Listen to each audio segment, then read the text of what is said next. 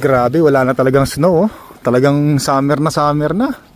May gulay. Yan, magandang araw, magandang gabi mga kainis. Kung nasa man kayo ngayong araw na to, no? Nako, eto tingnan nyo, naka t-shirt na lang ako. Kasi hindi na mainit ang panahon. Yan. So nandito ako ngayon sa lugar kung saan tumira ako noong 2011. Nag-boarding house ako noong bagong lipat ako mula Spruce Grove, Alberta, Canada to Edmonton, Alberta, Canada. At gusto ko lang uli siyang tingnan, bisitahin ako, madulas to, dahan-dahan, baka masira yung kagwapuhan natin pag nadulas tayo. Yan, gusto ko lang uling bisitahin. 14 years ago, way back in 2011, April 2011, dito ako tumira. Nag-ano ako dito, room for rent mga kainags, ano? Winter, spring, summer, or fall. Tuloy ang buhay sa Canada. Wow, parang kailan lang, ang bilis ng panahon. Dito ako nagpa-park dati na sasakyan ko. Yung sasakyan ko dati noon, Pontiac Sunfire. Tapos minsan doon sa may stop sign, doon ako nagpa-park.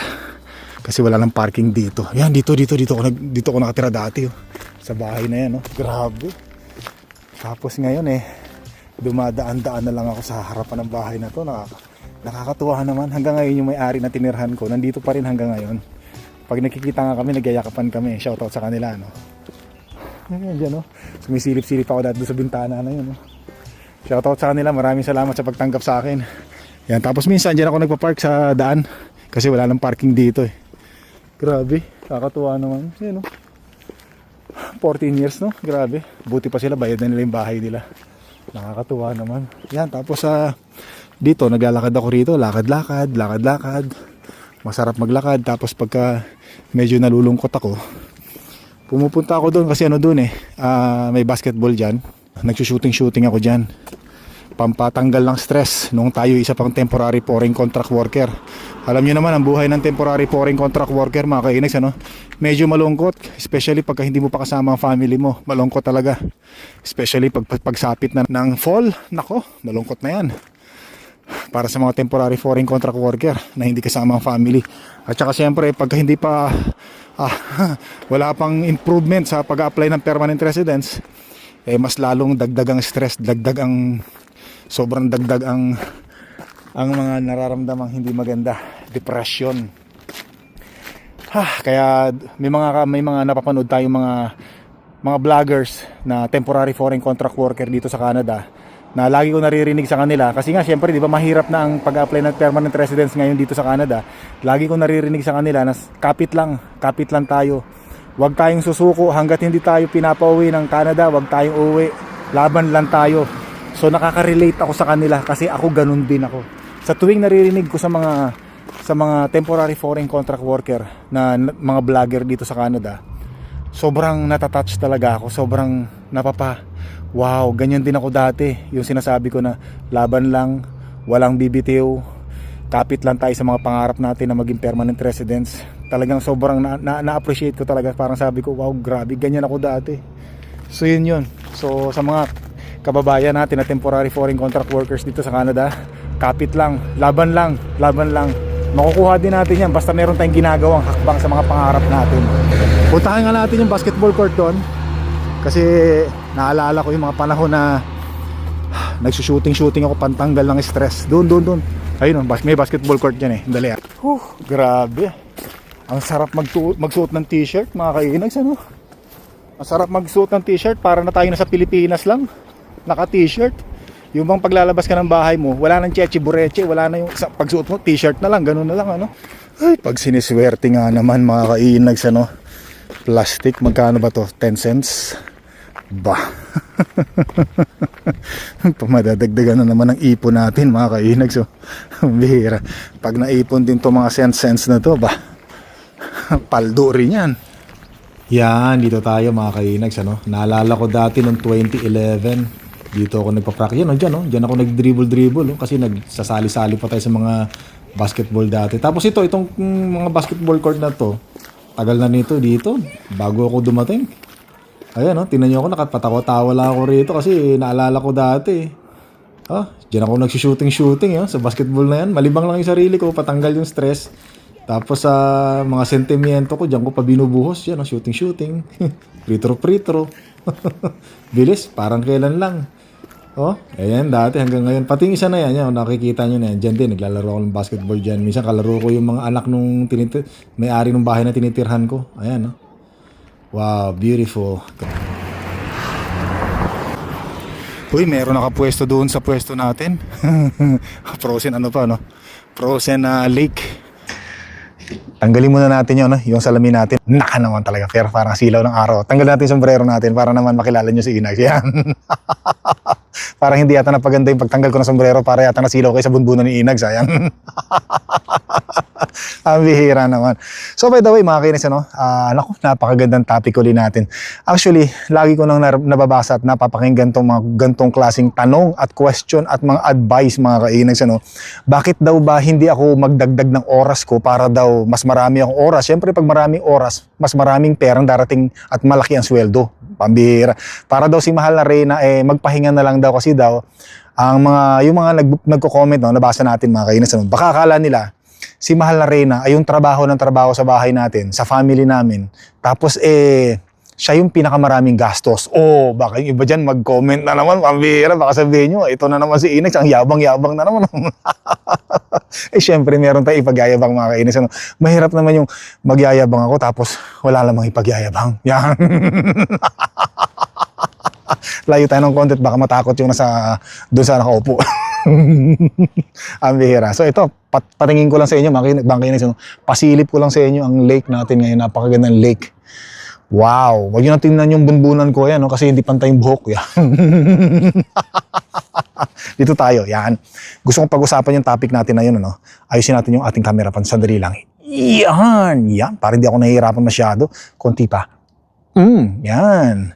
So yun mga kainags, kasi di ba yung mga nakarang vlogs natin ay nagpunta kami ni mahal na Reyna sa clinic para magpagamot ng kanyang frozen shoulder kasi nga nalakit yung kanyang balikat dahil sa trabaho mga kainags, So yun, ngayon ito ay talagang very exciting, no? Kahit napaulit-ulit kong ikuwento to, hindi ako nagsasawa kasi gusto kong kapulutan ng aral, gusto kong maging inspirasyon sa iba, gusto kong maging motivation sa iba.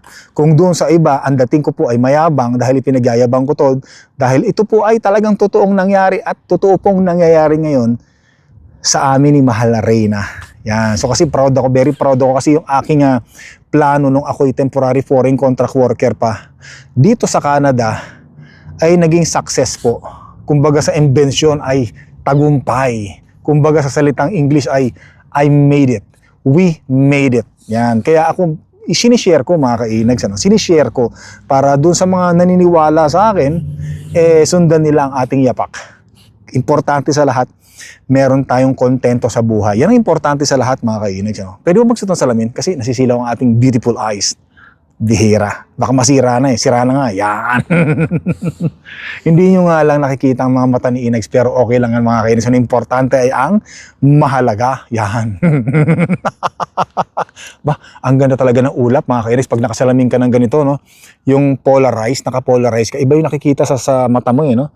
Pero pag nakasuot ka ng salamin na polarized, ang ganda ng mga tanawin nakikita natin. Pero anyway, wag nating pag-usapan yan. Ang pag-usapan natin ay yun. So yun, may mga nabasa akong comment na sinasabi nila na kaya siguro ikaw Inags, pakuya-kuya-kuy ka na lang, pasarap ka na lang sa buhay mo, 32 hours ka na lang nagtatrabaho sa trabaho mo, tapos hindi ka na nag-overtime, ang yabang-yabang mo. Kasi yung asawa mo, 6 days nagtatrabaho, trabaho siya ng trabaho, tapos siya nagagastos ng lahat ng mga bills nyo sa bahay nyo. Abay, ang kapal naman ng mukha mo, magtrabaho ka naman, kalalaki mong tao, pambihira. Oops, doon po sa mga matagal na nating viewers at matagal ang mga nakakapanood ng videos natin, nasagot ko na rin po ito, no? Ilang beses ko na nasagot. Pero sa tuwing meron po nagko-comment na ganyan, ay hindi po ako nagsasawa kasi ang sarap ikuwento. Alam niyo yung pagka iniimbestigahan kayo sa isang kaso, napakasarap pong sagutin yung mga tanong kasi alam niyo ang katotohanan, alam niyo ang inyong isasagot. Di po ba? Para bang very challenging. Para bang gusto mong patunayan talaga sa sarili mo. Gusto mo talaga i-convince yung mga investigador na lahat ng mga sinasabi natin ay totoo. Yan, o, di ba? So yun po yun. Tapos may mga nagsasabi pa na, aba Inags, kaya siguro hindi makangiti ang iyong asawa dahil ay pagod na sa katrabaho. Tapos pagdating sa bahay, abay siya pa yung pinagtatrabaho mo, pinagluluto mo pa. Tapos pagdating sa bahay, siya pa yung gagastos ng mga grocery nyo, gagastos ng mga lahat-lahat. Siya yung pinakamaraming gastusin sa bahay ninyo. Abay, ang kapal naman ng mukha mo, Inags. Abay, kalaki-laki ng katawan mo. So, pero maraming salamat po sa mga comments ninyo, no? Sobrang na-appreciate ko yan. Maraming salamat. Sobrang na-appreciate ko yan. Hindi po ako nagagalit sa mga comments ninyo. Sabi ko nga sa inyo, sa mga comments ninyo, diyan ako nakakakuha ng topic. So, napakalaking tulong po para sa aming mga content creator yan. Kasi minsan, katulad ako, minsan wala na rin akong maisip na i-content, kaya doon ako kumukuha ng content sa mga comment section nyo. So, eto na, syempre sasagutin ko na. Ops, doon sa mga nakakaalam, alam nyo na siguro yung sasabihin ko, ano? Pero kaya ko ibablog ulit kasi, syempre, doon sa mga baguhan pa lang sa atin sa channel natin, at saka sa mga susunod na makakapanood ng videos na to, at sa mga susunod na makakabasa ng mga comment, at least alam nila kung bakit 32 hours na lang si Inags. At 'di ba? At pakuya-kuya-kuy na lang, sabi niyo nga, 'di ba? So ito na nga, pinakita ko sa inyo kung saan tayo unang tumira dito sa Edmonton bilang isang temporary foreign contract worker. At nung time na 'yon, 'di ba? Doon nagsimula ang lahat. Doon tayo nag-umpisa. 2008 nung dumating ako sa Canada, 'di ba? So noong 2008 na 'yon, unang sweldo ko, nag-ipon na kaagad ako ng pera, savings. Kasi alam ko po in the future, sabi ko in the future, gusto ko wala na akong poproblemahin. Kasi importante sa lahat, alam naman natin yan, importante sa lahat merong ipon. Pero syempre, hindi naman lahat ng mga tao ay kayang gawin yan. Pero lahat ng tao, alam yan na ang pag-iipon at pagiging marunong sa pera ay napaka-importante at napakahalaga. Pero hindi lahat kayang gawin yan. O, di ba? So yun ang lamang ko siguro, no, mga kainis, ano? Sabi ko nga sa inyo, wala naman akong hilig ng mga alahas sa katawan. Relo, yung relo na yun, sinusuot ko lang yung relo. Pag natatawag sa akin si Mahal na Reyna, pwede kong sagutin sa relo. Sinusuot ko lang yun pag nag-grocery kami ni Mahal na Reyna. Kasi hinahanap ako ni Mahal na Reyna eh. So alahas, hikaw, wala. Kung magkaroon man ako ng hikaw, pansi lang yun. Mumurahin lang yun, nabibili ko lang sa Ardeen's. Wala, asin mga damit ko, mga kainis, ano? Itong mga damit ko, binibili ko lang yan sa Winners, mga worth $15. Actually, mura na yung $15, no? Mga ganon. So ngayon, hindi lang ako bumibili ng damit. Ang dami ko ng damit bihira. So naging wise lang tayo sa mga pagbili natin ng mga gamit, mga kainis. Katulad ng sinasabi ko sa inyo, lahat may mga gusto kong bilhin, hindi ko pinagsasabay-sabay, di ba? Nabanggit ko na nga sa inyo noong nakaraan. Sabi ko, gusto kong bumili ng shotgun, gusto kong bumili ng Action 6 ng DJI, gusto kong bumili ng gusto kong ipaayos yung sasakyan ko, yung mga langis, di ba? Transmission oil, yung mga oils, mga ganon. So, ang ginawa ko, hindi ko pinagsabay-sabay. One at a time, isa-isa lang. Kasi mahirap na. Ayoko mangutang. Mga kainis mo, mahirap mangutang tapos hindi ko kayang bayaran. So, yun yung ayaw ko. Yan. Kanya-kanya naman tayo ng diskarte sa buhay. Kasi ako po, ayoko po ng utang. Sa totoo lang. So, syempre, ginagamit ko yung credit card ko. Yan, kasi may mga nagsabi, yabang nito ni Inags, mga kakilala ko, no? Mga tabi-tabi ko lang, marami nagsasabi na, yabang ni Inags yung kalbo na yan, no? Hindi raw siya nangungutang. Samantalang ginagamit niya yung credit card niya. Abay, natural naman po, dito sa Canada, kailangan natin credit card ang gamitin natin, ano? At saka ako po, hindi po ako gumagamit ng cash dito sa credit card, dito sa Canada. Ang ginagamit ko po talaga dito ay credit card kasi very convenience. Pero, pag sweldo sa trabaho, bayad ka agad. Utang, bayad. Yung normal, regular na gastusin, mga kainas, ano. Hindi siya yung kaskas, ang bayad next time na. Hindi po ako ganun. So iniwasan ko pang utang. Kaya nga po ulitin ko po ulit, ano. Doon po sa mga hindi nakakaalam, ito, pagyayabang ko ulit. Kasi sabihin nyo, mayabang na naman ako, ikikwento ko naman. Especially mga kakilala ko, pagka nalaman naman nila na ito na naman, na sinasabi ko sa kanila. Kasi ang score ko po sa credit, nung ako po yung nagpataas ng credit limit ko sa credit card, abay, ang grade ko po ay 900. Pinakamataas daw po yun, no? Tama ba? Pinakamataas daw yun sabi nila. Actually, nagulat nga sa akin yung bangko na nag-check ng aking credit, ano ba tawag yun? May ganun di ba? So, yun. So, I'm proud sa sarili ko, no? I'm proud. So, sabi ko, mukhang okay Hindi pala mukha talagang okay.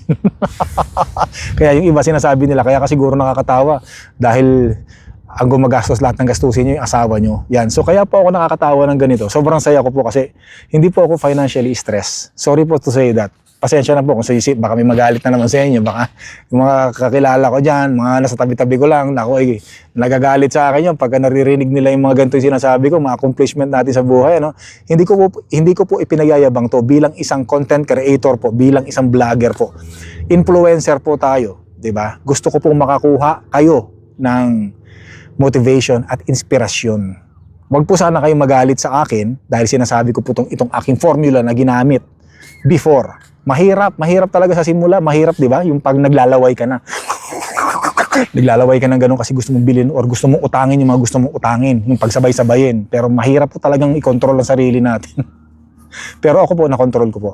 Talagang kinontrol ko yan dahil nga po sa mga experience na napagdaanan ko sa buhay. O bakit sasabihin nyo na naman, ano ba napagdaanan mo sa buhay? Ako po ay nung 15 years old pa lang po, wala na po ako sa poder ng aking mga magulang. Sabi ko nga sa inyo, napakahirap po na hindi po kasama mga magulang. Pag meron kang gustong hingin, hindi ka makahingi kasi wala, hindi mo kasama ang magulang mo, di ba?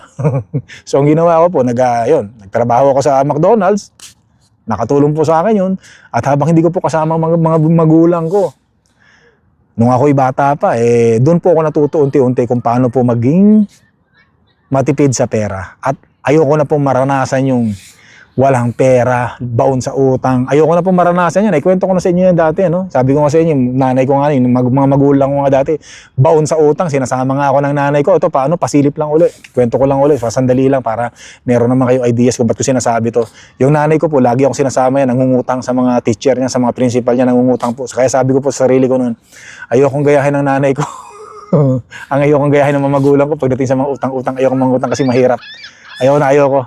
Kaya yun yung nakatanim sa utak ko. Kaya sabi ko, kailangan ko mag-ipon, ayoko mangutang, sabi ko gano'n. Kaya sabi, totoo talaga yung mga sinasabi nila, na kapag nararanasan mo yung isang mga bagay na hindi maganda, nararanasan mo yung mga bagay na hirap, yung mahirap talaga, nadadala mo yan kasi na-experience mo . Kumbaga sa sarili mo, sa isip mo, ayaw mo lang maranasan yun. Kaya gagawa ka ng paraan, magsisikap ka talaga na hindi mo na uli maranasan yun. Yan. Uy, malis na pala doon yung nakaupo sa ano. Pero okay na tayo dito. Nakapwesto na tayo na maganda rito . So yun mga kainis, ano. So eto na, balik tayo sa story. At ulitin ko lang po ulit, ano. Si Mahal na Reyna po, kasi required sa trabaho nila, 6 days. Ako, 32 hours. Nabanggit ko naman sa inyo. Ang ginawa ko po rito sa Canada, nag-ipon po ako ng nag-ipon, hindi po ako bumili ng mga luho ko rito. Wala, puro nagtrabaho ko na nagtrabaho, overtime. Ako po yung temporary foreign contract worker, puro overtime habang wala pa yung family ko rito. Sinamantala ko po kasi ang goal ko po sa buhay, no? Lahat naman tayo may mga goal sa buhay. Sabi ko at the age of 40, at the age of 41, 42, or pag dumating na yung family ko rito, may sapat na akong pera, wala naman akong utang sa Canada, 'di ba? Gusto ko at the age of 42, ano na, yung lilo na lang, relax na lang, gusto ko nang enjoy na lang yung buhay. Ayoko na po yung trabaho. Pagod na ako dyan, di ba? Maikli lang ang buhay. Wag po kayo magalit sa akin kasi nagre-real talk lang po ako. Kumbaga ano lang po to, sinasagot ko lang po yung mga tanong doon sa comment section. Kasi baka mamaya hindi ako mag-explain maraming maniwala, no? So ito po, kaya po ako nag-explain.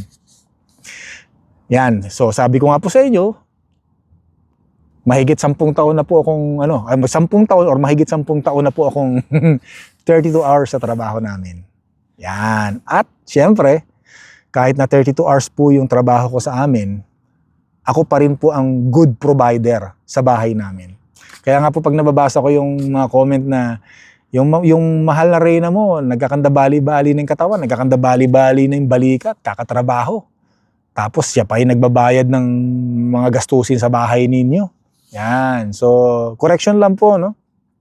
Ako pa rin po ang good provider sa loob ng bahay namin. Ngayon, sasabihin nyo sa akin, paano nangyayari yun? Yun na nga po, no? Maraming hindi naniniwala sa akin. Kasi po sabi ko nga, diskarte ko po yun. Kung, ito, sasabihin ko na sa inyo, total, kinikwento ko na rin sa inyo para maging inspirasyon na rin. Yung mortgage po namin sa bahay, advance po yun. Hindi 1 buwan, Hindi 2 buwan, kundi 3 buwan. Kung hindi man ako makapagbayad ng 2 buwan sa mortgage namin, wala pong problema kasi po yung bayad ko po sa mortgage at property tax po namin, advance na po yan for 3 months. Ganon ko po inaalagaan yung aking mga responsibilidad sa utang. So, di ba? So, pag kinikwento ko nga po yan, sabi nila, paano mo nagagawa yun? Yun nga po discarding nga po ni Inags yan. Kaya nga sabi ko sa inyo, kung nakikita nyo man akong paogag-ogag na lang sa mga vlogs natin, patawa-tawa na lang sa mga vlogs natin, pa-enjoy-enjoy na lang sa vlogs natin, pakuya-kuya-kuy na lang sa mga vlogs natin. Kasi po, yun po yung bunga ng pinaghirapan natin, yun po yung bunga ng sakripisyo natin, at yun po ang bunga ng pagsisikap natin, at yun po ang bunga ng ating hinangad dati pa nung nagsisimula pa lang tayo. Mahirap gawin, pero sabi nga nila, kapag nakita mo na yung bunga, napitas mo na yung bunga, inani mo na yung bunga ng mga pinaghirapan mo, doon mo na mararamdaman yung sarap, di ba? Ang sarap pala nito. Yung bang pinaghirapan mo, di ba? Meron kang inani. Di ba, mga kainis, ano? So yun po yun, no? Hindi po ako nagyayabang, ano? Sabi ko nga sa inyo, hindi po ako nagyayabang. Ang sa akin lang po ay maging inspirasyon. Kasi wala namang aani niyan kundi tayo lang, di ba? Tayo lang din dahil tayong gumawa niyan. Kasi sabi nga nila tayo ang pumipili ng tinatahak nating landas na gusto nating maging. Ako, ang pinili kong landas, ito po. Nagsakripisyo ako dati, yan, di ba? Hindi ko binili yung mga gusto ko. May binibili din naman ako mga gusto ko, pero pag hindi ko kayang bilhin, hindi ko po kayang bilhin. At saka, sabi ko nga po sa inyo, ay hindi po ako nakikipagsabayan. Ayoko po makipagsabayan kasi especially pag hindi ko kaya. Sabi ko nga po sa inyo, di ba? Yung truck ko, di ba? Yung truck ko, luma yun. Oh, di ba? Pero hindi ko siya pinapalitan. Kasi, syempre, hindi ko kaya bumili ng truck eh. Kaya kung sa kayang mangutang. Kaya kung sa kaya. Pero alam ko, hindi. Hindi ko naman, anong gagawin ko sa bagong truck? Yung luma akong truck, gumagana pa naman. Di ba, mga kainis, ano? Anong gagawin ko doon sa bagong truck? Since na ang luma kong truck, hindi pa naman pwedeng palitan. Okay pa naman siya. So, di ba? Yung bahay ko, mga kainis, ano, di ba? Kaya ko naman bumili ng mga ganyang bahay. Hindi, kaya ko naman palang mangutang ng mga ganyang bahay, oh. Kaya mangutang, kaya ang problema, hirap akong bayaran yan. Kasi siyempre malaki yan. Malaking presyo niyan. Kasi ako, sabi ko sa sarili ko, nung ako'y kumuha ng bahay, merong limit lang hanggang 350 Canadian dollars lang. Pero sinuwerte pa rin tayo doon sa bahay natin. Nakuha natin ng 314 Canadian dollars, mga kainis, ano. So ngayon, sabi ko nga sa inyo, yung bahay ko na yon, hindi na po siya aabuti ng 9 na taon. Diba? Ay, nakakatawa. Kasi po, halos lahat po ng pera ko napupunta po sa mortgage. Ibig sabihin napupunta sa mortgage. Nag-a-advance po ako ng bayad sa principal. Kaya bumababa po. Yeah! Kaya ako nakakatawa po ng ganyan kasi masaya tayo, no? So yun po, kung nakikita niyo mo ako masaya, ganyan po talaga. Ganyan po kasi ako. Kumbaga parang tama yung aking mga naging desisyon sa buhay dati. Tama siya. Kaya at my age, sabi ko nga po sa inyo, nire-relax ko na lang, ini-enjoy ko na lang po yung buhay. Ngayon po, baka sabihin ninyo, kasi merong nag-comment dati, magbigay daw ako ng summary ng mga gastusin na ako ang gumagastos sa bahay namin. So hindi ko po gagawin yun. Kung ayaw nyo pong maniwala, wala po akong magagawa dyan.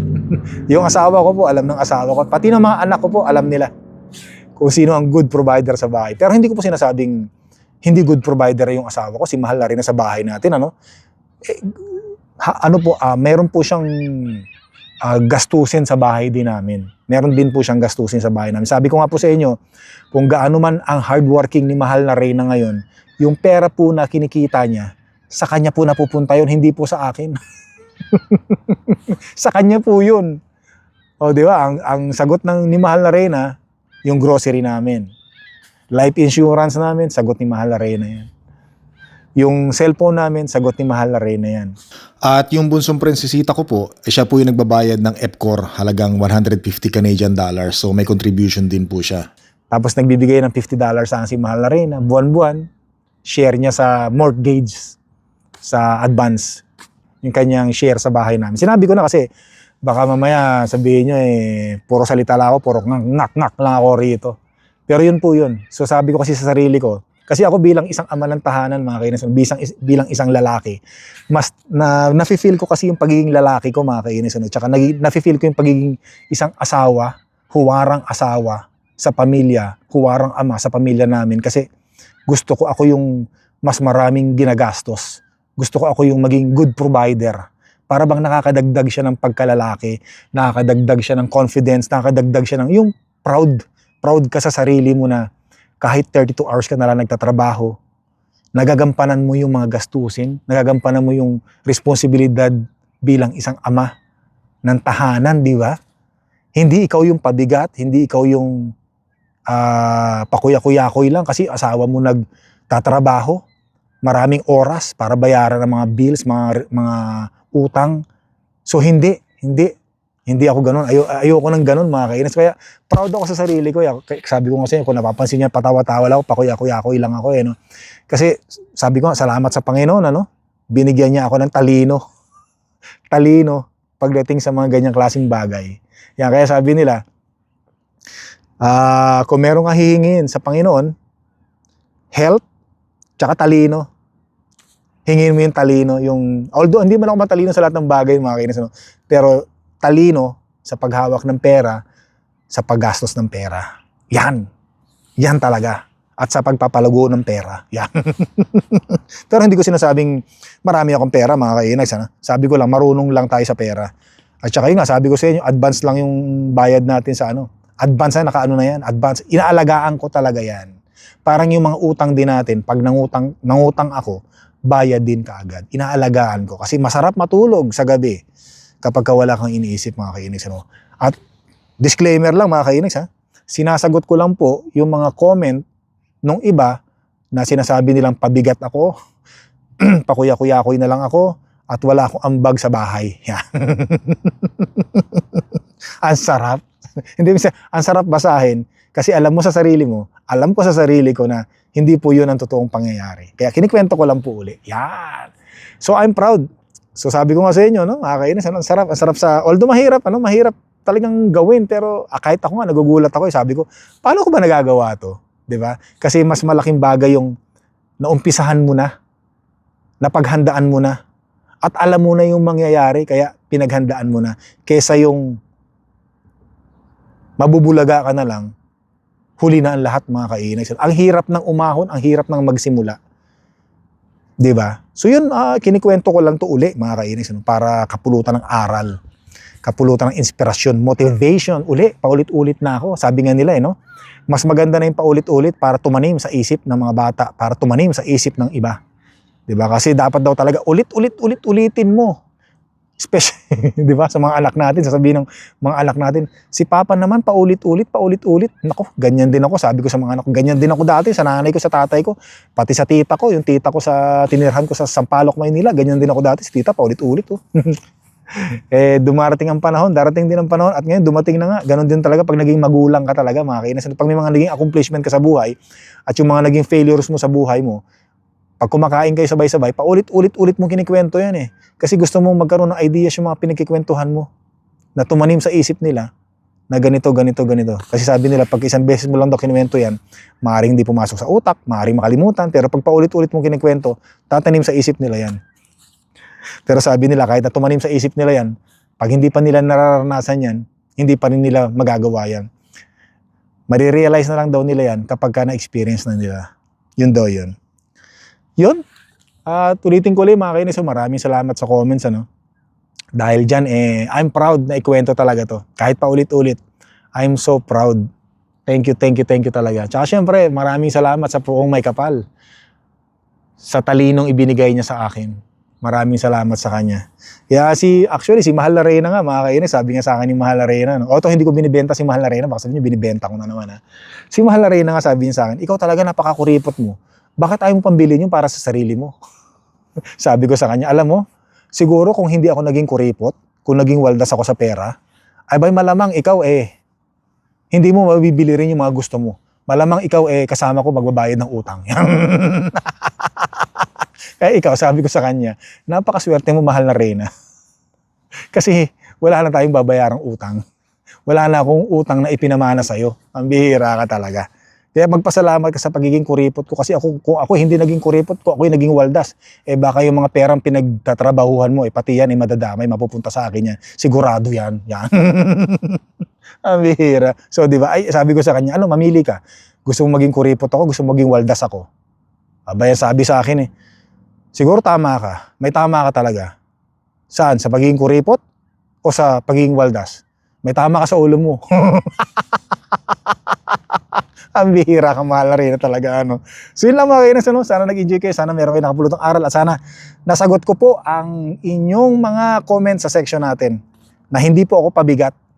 Hindi po si Mahal na Reyna ang nagtatrabaho sa amin para bayaran po ang mga bills gastusin sa amin. Nako, eto na naman tayo. Doon po sa mga nakakilala sa akin, mga nasa tabi-tabi ko lang, wag po kayo magalit sa akin. Real talk lang po ito. Kasi yun, sabi ko, ilang beses ko na sinasabi sa'yo, pag nagkikwento ako ng mga ganitong bagay, mga kainis, ano, marami ako mga kakilalang nagagalit sa akin. So wala, ano lang tayo, peace lang tayo, good vibes, sharing lang. So don't forget to subscribe, click the like button, leave your message po, at maraming salamat. Maikli lang buhay, piliin natin maging masaya. Hanggang sa muli po.